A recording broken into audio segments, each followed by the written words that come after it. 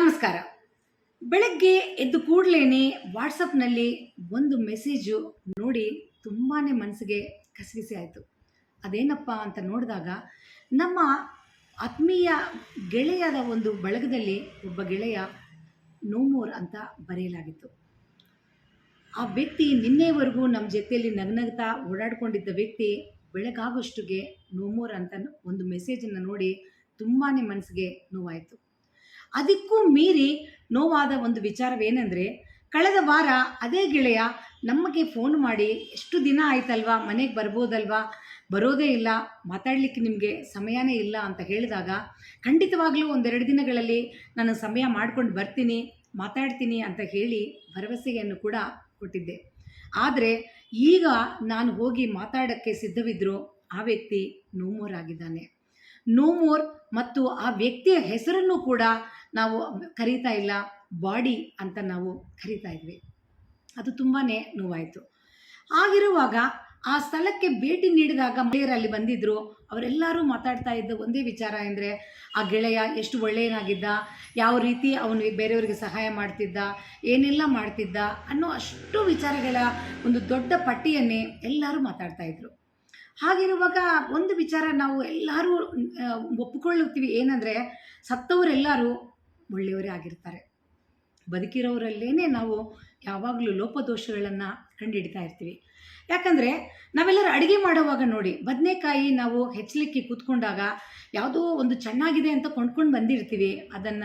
ಅದರಲ್ಲಿ ಏನೋ ಒಂದು ಹುಳ ಇದೆ, ಒಂದು ಸ್ವಲ್ಪ ಪಾರ್ಟ್ ಚೆನ್ನಾಗಿಲ್ಲ ಅಂದಾಗ ಅದನ್ನು ಕಟ್ ಮಾಡಿ ಅದಷ್ಟು ಬಿಸಾಡಿ ಮಿಕ್ಕಿದ ಒಂದು ಬದನೆಕಾಯಿ ಪಾರ್ಟನ್ನು ಇಲ್ಲ ಹುಳಿಗೋ ನಾವು ಇಲ್ಲ ಬೇರೆ ಏನೋ ಪಲ್ಯ ಮಾಡೋಕ್ಕೂ ಉಪಯೋಗಿಸ್ತೀವಿ. ಅದೇ ರೀತಿ ಆ್ಯಪಲ್ ಹಣ್ಣನ್ನು ಕೊಂಡ್ಕೊಂಡು ಬಂದಿರ್ತೀವಿ. ಅದರಲ್ಲಿ ಏನೋ ಒಂದಷ್ಟು ಪಾರ್ಟ್ ಕಪ್ಪಾಗಿ ಕಾಣಿಸಿದಾಗ ಅದೊಂಚೂರು ನಾವು ತೆಗೆದು ಬಿಸಾಡಿ ಮಿಕ್ಕಿದ್ದನ್ನು ನಾವು ಹಣ್ಣನ್ನು ಕೂಡ ಬಳಸ್ತಾ ಇರ್ತೀವಿ. ಇದೇ ರೀತಿ ಜೀವನ ಕೂಡ ನಮ್ಮಲ್ಲಿ ಎಲ್ಲರಲ್ಲೂ ಒಳ್ಳೆತನ ಕೆಟ್ಟತನ ಒಂದಿಷ್ಟು ಪ್ರಮಾಣದಲ್ಲಿ ಖಂಡಿತ ಇದೆ. ಯಾವುದೋ ಒಂದು ಸೈಟ್ ಬಗ್ಗೆ ಮಾತಾಡುವಾಗ, ಮನೆ ಬಗ್ಗೆ ಮಾತಾಡುವಾಗ ನಾವು ಕೇಳ್ತೀವಿ, ಯಾವ ವಿಸ್ತೀರ್ಣಕ್ಕಿದೆ ಅಂದಾಗ 30-40 ಸೈಟ್ ಇದು, 40-60 ಸೈಟ್ ಇದು ಅಂತ ಹೇಳಿದಾಗ, ಅದೇ ರೀತಿ ನಮ್ಮಲ್ಲೂ ಇದು 60-40 ಇರ್ಬೋದು, 70-30 ಇರ್ಬೋದು. ಒಂದಷ್ಟು ಒಳ್ಳೆತನ ಕೆಟ್ಟತನದ ಒಂದು ಕಾಂಬಿನೇಷನ್ನಲ್ಲಿ ನಾವೆಲ್ಲರ ವ್ಯಕ್ತಿತ್ವ ಕೂಡ ಅಡಗಿದೆ. ನಾವು ವ್ಯಕ್ತಿ ಬದುಕಿರುವಾಗ ಆ ರವಷ್ಟು 30% ಕೆಟ್ಟ ವಿಚಾರಗಳ ಬಗ್ಗೆ ಮಾತ್ರನೇ ನಾವು ಆಲೋಚನೆ ಮಾಡಿ 70% ಇರುವಂಥ ಒಳ್ಳೆಯ ವಿಚಾರಗಳ ಬಗ್ಗೆ ಕಡೆಗಣಿಸ್ತಾ ಇರ್ತೀವಿ. ಆ ವ್ಯಕ್ತಿ ಸತ್ತ ಮೇಲೆ ಆ ವ್ಯಕ್ತಿಯ ಬಗ್ಗೆ ಮಾತಾಡುವಾಗ ಆ 30%ಅನ್ನು ಜ್ಞಾಪಕ ಮಾಡ್ಕೊಳ್ಳೋಕ್ಕೂ ಇಷ್ಟಪಡಲ್ಲ.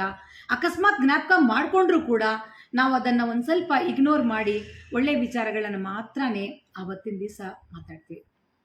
ಹಾಗಾಗಿ ನಮ್ಮ ಹೆಸರಿಗೆ ಪಕ್ಕದಲ್ಲಿ ನೋ ಮೋರ್ ಅಂತ ಬೇರೆಯವ್ರಿಗೆ ಬರೆಯೋಕ್ಕೆ ಮುಂಚೆನೇ ನಾವೆಲ್ಲ ಎಚ್ಚೆತ್ಕೊಳ್ಬೇಕಾಗಿರೋದು ಏನಂದರೆ, ನಮ್ಮ ಹತ್ರ ನೋ ರಿಗ್ರೆಟ್ಸ್ಗೆ ಸ್ಥಾನ ಕೊಡದೇನೆ ನಾವು ನಮ್ಮ ಜೀವನವನ್ನು ನಡೆಸಬೇಕು. ನಾವೆಲ್ಲರೂ ಅರ್ಥ ಮಾಡ್ಕೊಳ್ಬೇಕಾದ ಒಂದೇ ಒಂದು ವಿಚಾರ, ನಮ್ಮೆಲ್ಲರ ಹತ್ರ ತುಂಬ ಕಡಿಮೆ ಸಮಯ ಇದೆ, ನೋ ಮೋರ್ ಟೈಮ್ ಅನ್ನೋದನ್ನು ನಾವು ಜ್ಞಾಪಕ ಮಾಡ್ಕೋಬೇಕು. ಆ ಕಡಿಮೆ ಸಮಯದಲ್ಲಿ ನಮ್ಮ ಹತ್ರ ಇರುವಂಥ ವ್ಯಕ್ತಿಗಳ ಮನಸ್ಸು ನೋಯಿಸದೆ ಅವರಿಗೆ ಸಂಬಂಧಪಟ್ಟ ನೆಗೆಟಿವ್ ಪಾಯಿಂಟ್ಗಳನ್ನು ಒಂದಿಷ್ಟನ್ನು ನಾವು ಕಡೆಗಣಿಸಿ ಇಗ್ನೋರ್ ಮಾಡಿದ್ರೂ ಸಹ ಅವರಲ್ಲಿರುವಂಥ ಒಳ್ಳೆಯ ವಿಚಾರಗಳನ್ನು ನಾವು ಒಪ್ಪಿಕೊಳ್ಳೋ ಮೂಲಕ ನಮ್ಮ ಸ್ನೇಹವನ್ನು, ನಮ್ಮ ಸಂಬಂಧಗಳನ್ನು ನಾವು ಚೆನ್ನಾಗಿ ಬೆಳೆಸಿ ಅದನ್ನು ನಾವು ಅನುಭವಿಸಬಹುದು ಅಂತ ನನಗನ್ಸುತ್ತೆ. ನೀವು ಕೂಡ ನಿಮ್ಮ ಮನಸ್ಸಿನಲ್ಲಿರುವಂಥ ವಿಚಾರಗಳನ್ನು ಕಮೆಂಟ್ಸ್ ರೂಪದಲ್ಲಿ ಖಂಡಿತವಾಗಲೂ ನಮ್ಮ ಜೊತೆಲಿ ಹಂಚ್ಕೊಳ್ತೀರಾ ಅಂತ ನಾನು ನಂಬ್ತೀನಿ.